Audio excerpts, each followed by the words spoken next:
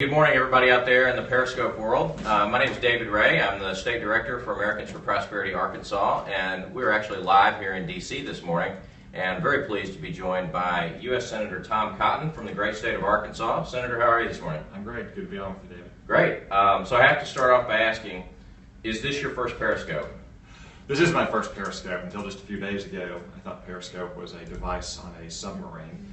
But it's a great example of the kind of innovation that drives the American economy and leads to so much prosperity. 10 years ago, we didn't even have smartphones. Certainly, we didn't have apps. And now there are apps. There's an entire industry that's built up around apps. People have become very wealthy. Lots of families are being supported because of it. It just goes to show that the American capitalist system can generate constant innovation and bring more prosperity and opportunity to people. Yeah, well, and I feel like Periscope really gives you an opportunity to peer into somebody's conversation as they're going on. I know, you and I have talked, you're a pretty savvy consumer of social media yourself, Twitter, Facebook, all that kind of stuff. What do you think is the value in using these sort of social media platforms to communicate with constituents? Well, I increasingly get my own news from social media platforms as opposed to just going to read newspapers. But also for me as a senator, it's very valuable to use social media to reach Arkansans. Arkansas is a big state.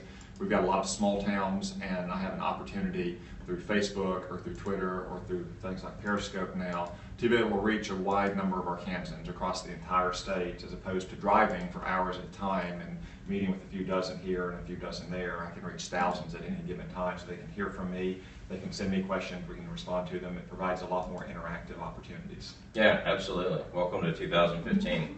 I want to talk to you about a couple of issues. Your colleagues over on the House side are going to be taking a couple of votes today on some Obamacare issues. Two in particular, there's the medical device tax repeal and there's IPAB. Let's start with IPAB because I feel like not nearly enough people understand what this is or why it ought to be repealed. Well, Obamacare is an ongoing disaster. Insurance rates are going up by double digits, and the Independent Payment Advisory Board and the medical device tax are just two particular instances of the problems of Obamacare. The Independent Payment Advisory Board is an unelected and unaccountable board of bureaucrats in Washington that would be able to make across-the-board cuts to Medicare, which of course would lead to ration care for seniors. So seniors wouldn't be able to get to see the doctors they need, therefore wouldn't get the care they need. The medical device tax was just a straight cash grab when Obamacare was passed. They wanted to try to make it look like it was going to reduce the deficit, but they needed extra money. So they imposed an excise tax on all medical devices, everything from crutches to wheelchairs to pacemakers to artificial hips. And that's a tax on revenue, not on profit. So you have companies that aren't even profitable that are going to have to pay that tax. We've lost a lot of jobs in that industry. We've also sent a lot of that work overseas, and it's going to hurt innovation that a lot of Americans need to have a higher quality of life through medical devices. Yeah, I mean, our economy is one that really depends on innovation and pioneering industries like medical devices. And my understanding is we're the only country in the world that taxes medical devices as if they were alcohol or cigarettes or something, Yeah, and it really is going to hurt patients in the end. My wife and I just had our first child a couple months ago, and the degree of medical innovation in America, from when I was a young child, I can remember going to the doctor's office, and what I saw and what I see now is just simply incredible. Or the kind of life-extending, quality of life improving medical breakthroughs we've had have been incredible. And this kind of tax is going to hurt that innovation. It's also going to hurt American jobs. Yeah, I think you're absolutely right. Let's talk about a couple of things that have been in the news recently and that are coming up on the Senate side probably pretty soon and already have. The first is Export-Import Bank. There's obviously a very robust debate around whether or not to reauthorize this institution that provides loans to U.S. exporters and also to foreign companies to try to entice them to buy American products. Is it appropriate for the American tax subsidizing giant companies like this? Well, not just the Export-Import Bank, but almost all government credit programs cause some great skepticism for me, because if a company can't find credit through a loan or a loan guarantee in the private sector, then that's probably a good indication that the project they're proposing is not going to be profitable, because most people in the private sector, if they can make a buck on a project, will seek to do so. The Export-Import Bank also has a very bad record in terms of corruption. There have been indictments for corruption, and they have not implemented a lot of the reform measures that Congress mandated and that the Government Accountability Office suggested as well. And as you say, a huge amount of their loans are going to some of the biggest American corporations. I'm sure those corporations benefit from them, but I don't think the American taxpayer should be subsidizing those practices. And in the end, they only support about 1% of all American exports. So we're talking about major taxpayer exposure for actually very limited export support. Well, yeah, and our home state of Arkansas receives about, according to the Mercatus Center at George Mason University, receives about 0.4% of all the financial benefits of XM. But you make a really good point about the corruption. So let's talk about another issue that's been in the news is Highway Trust Fund. It's running out of money. Roads and infrastructure, obviously a very important part of what government does. Everybody wants good roads, good bridges. But there's a bipartisan push. There's Republicans and Democrats that have suggested that we need to raise the gas tax in order to pay for the shortfall. What are your thoughts on that? Well, I certainly oppose an increase in the gas tax. The economy right now is simply too weak to bear that kind of tax increase. It's going to immediately hit Americans every week in their pocketbook. More importantly, the gas tax is also a declining revenue base. As people drive fewer miles and as cars have better gas mileage, the tax revenue that the gas tax creates is going to decline. A better thing to do to get the Highway Trust Fund solvent would be to start spending that money on highways and roads and bridges, not on rail or mass transit or landscaping.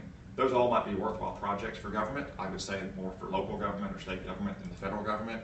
The gas tax and the Highway Trust Fund was designed to support highways, roads, and bridges. That's what it should support. That's certainly what Arkansas wants it to support.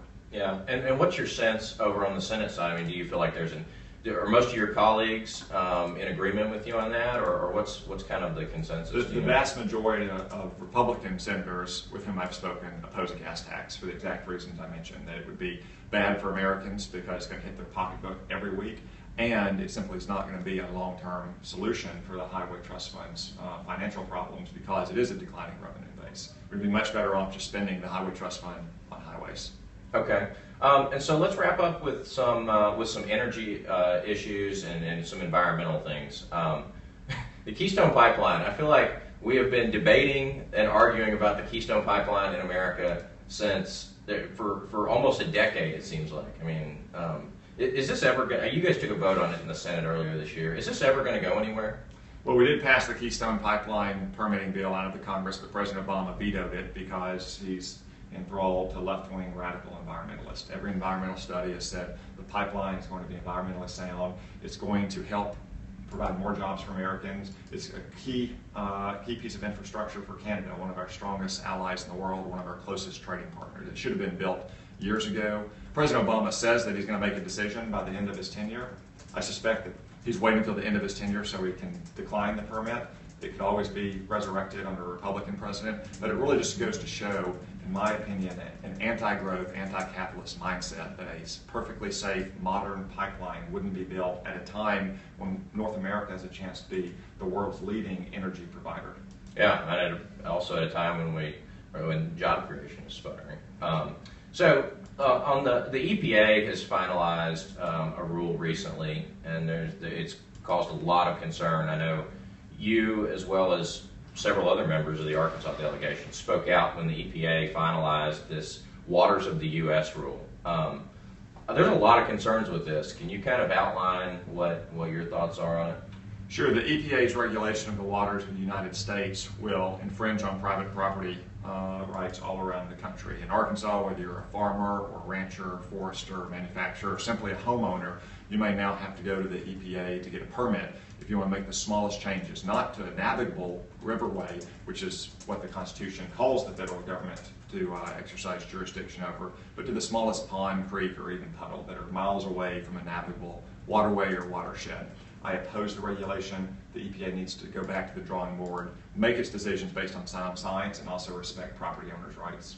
Yeah, and I feel like the Waters of the U.S. rule, along with some of the other things that we've been talking about, like IPAB, that's just an issue that not nearly enough people are aware of because it impacts them, so intimately, really. Yeah. Another one that I just want to get your take on is the Clean Power Plan that President Obama's EPA is pushing, particularly the 111D rule. Our Attorney General in Arkansas joined litigation to try and fight this. it's causing a lot of heartburn in a lot of states, particularly states like Arkansas, where we get so much of our comparative advantage from cheap energy. What can be done on that? Well, the so-called clean power plan would be better called the anti-coal plan, because that's what it's designed to do, to essentially stop the use of coal for the creation of electricity in America. And in Arkansas, we half of all of our electricity. It's the most affordable and most abundant source of energy. I strongly support all sources of energy, but they need to stand on their own 2 feet. They don't need to get government subsidies, and they have to be able to support the basic load of electricity that every homeowner, that every business needs. And simply not going to have that when it's cloudy or when the wind isn't blowing with some alternative sources.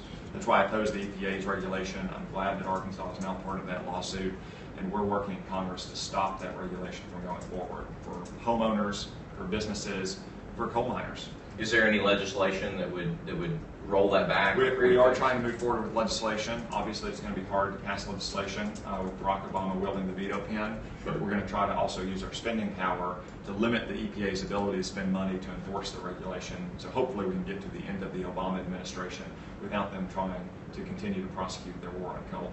All right.